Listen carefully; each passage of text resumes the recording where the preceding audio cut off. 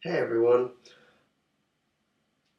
I noticed something when I was on YouTube earlier because E3 is doing a thing with YouTube, so all these animations and shit and gaming channels are popping up on my channel as uh, watch these videos, as what's it called? Recommended videos.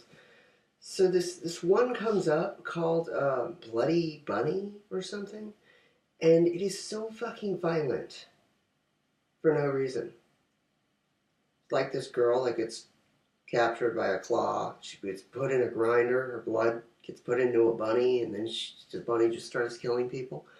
And it made me think of the time when I liked that kind of shit. And then it also made me think in every video game, there's only violence. And you see on the news, which I try not to watch ever, of I used to see this on the news.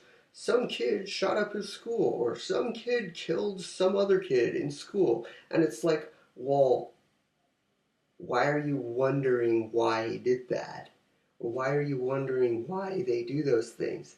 They play video games and listen to angry music and talk about murder, rape, killing, violence, violence, violence, violence. Almost every game for PlayStation now is a shooting game. I actually get excited. I don't play video games anymore. Why? Because I have a brain. And guaranteed, a lot of my subscribers still do play video games. Video games, especially online games, I can tell you a lot about that. They are ways of escapism. You don't like your actual life, so you go to video games to, what's a good way to put this? Hide. It's a good way to put it. You don't like the reality you have, so you play video games to get a different reality. You know you can't go outside and just murder someone. Well, you could, because you'll get arrested. So you want to play a video game where you can do that. But what it does is it entrains your mind to want to do those things more in real life.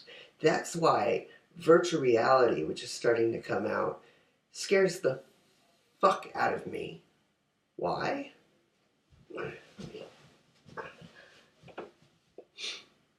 I'm going to tell you something about virtual reality. There is an anime that I once watched one episode of about a kid who's, this kind of takes place in the future. I don't watch anime or read it anymore. Sometimes I'll see a video on YouTube of an anime fight or something, but this anime was scary specifically because it's about to happen to us. It's the thing that happened in a cartoon that's gonna happen to us. And it's really scary when you can go into a virtual world and you can meet people, and that all sounds like fun. Like, oh, cool, I can actually meet people that are halfway across the world in some digital world. But then after you play too much, you're going to have your brain, your subconscious is going to have a hard time differentiating the game world from real world, because eventually it will become so realistic that you're either going to want to stay in the virtual world all the time and never leave it, which will give you brain cancer more than likely, or you're going to leave it and you won't know that you left it, and you're going to go outside and kill someone because you still think you're in the virtual world. Now, some people will be like, that's not possible. I'm smart. I'll know the difference. Yeah, maybe when it first starts getting popular. Maybe. But then once it gets too real and you're not able to tell the difference, that's when you're fucked.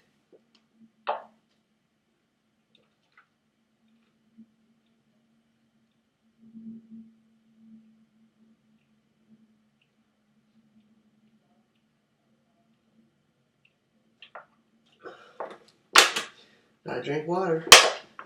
My screensaver turned off. Hold on a second. Okay.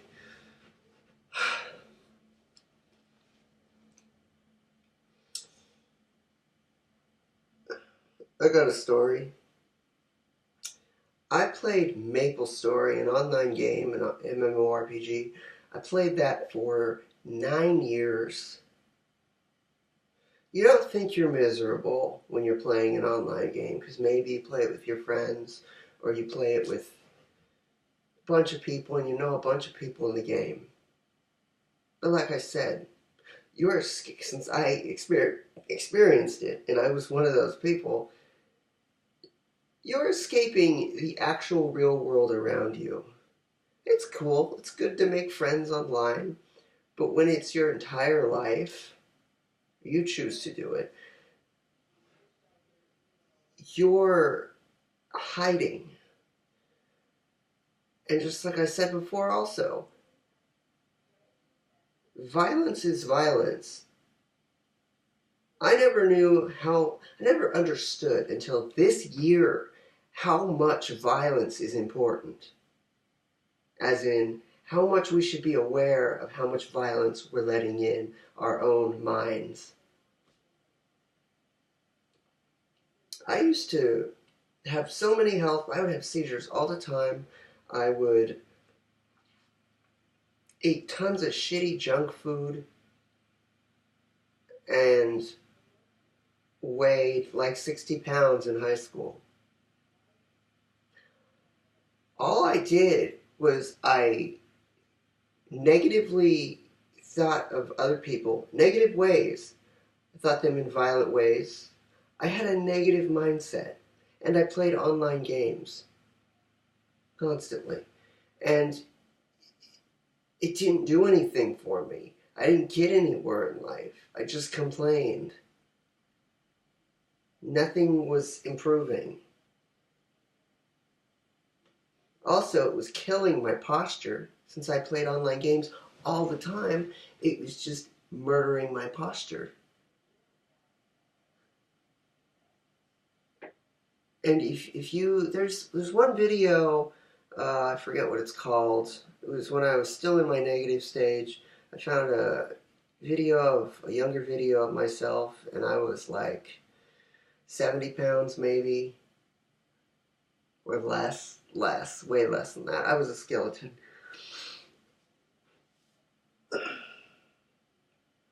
I used to get mad really easily. I used to get negatively affected by anything anyone did that I didn't agree with.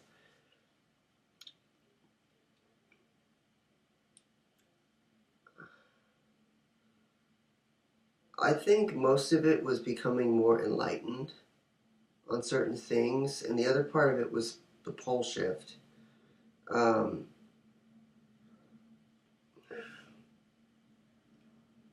See, I grew up just like you. Maybe not just like you, whoever's watching this, but I grew up whereas you go to school, you follow what your teachers say, you listen to your parents, you try to get good grades, all that bullshit. I'm starting a business soon, and you know what? I did graduate high school, but I didn't graduate college. See, the problem with college, this is off topic, but I'm just going to say it really fast, is that you're training yourself to work for someone else when you should be working for yourself. So you have time with your kids, you have time with your husband or wife, you have time with your dog, you have time to yourself. You need to be freelancing, you need to be working for yourself. You'll make more money and you'll be happier. Just putting that out there. That's all I'll say. I want to get back to the point of how violence negatively impacts not only your intentions and your subconscious. If you watch on your alone time movies about people just senselessly being murdered, what does that do for you? Nothing. It makes you more interested in killing, murder, rape, and violence. It makes you more interested in hate. Now, I'm not trying to be like a psychiatrist whoever's watching this. I'm just telling you that there are alternative ways of thinking and living your life. All right. Anytime I hear someone scream at a video game or swear at another person, all I can see now is that person is projecting their inner hate at a screen towards someone they don't know because they're too afraid to face their inner demons. It's a good way to put it. Just not like monster demons. I'm just meaning the inner hate inside of you. You fear it, but you don't want to say you fear it. So you project it on other people. Parents will do that too. And you know what? Children are the exact same as human beings. I just want to say that parents, you need to stop treating your kids like you're smarter than them. Kids are constantly learning from you in particular. And just because they're smaller than you doesn't mean you're smarter than them. Kids are incredibly intuitive because their prefrontal cortex is still growing, and you can grow yours as an adult too, but most people don't. They're still developing, and they're still questioning everything. And people and children are both people. You get along with some people, and you don't get along with others.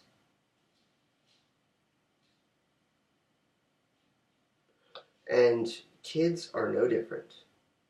So when your kids are young, expose them to positivity, expose them to art, expose them to music, expose them to positive reinforcement. Don't hit them. Don't be angry at them. Don't take your anger out on them. Don't tell them they can't do things. Encourage your kids. Video game developers give us angry, hateful, killing, murder, violent video games because we request it. We like it because we're so used to it.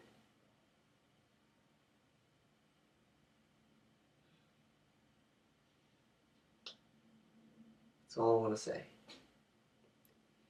Have a good night. Have a good life.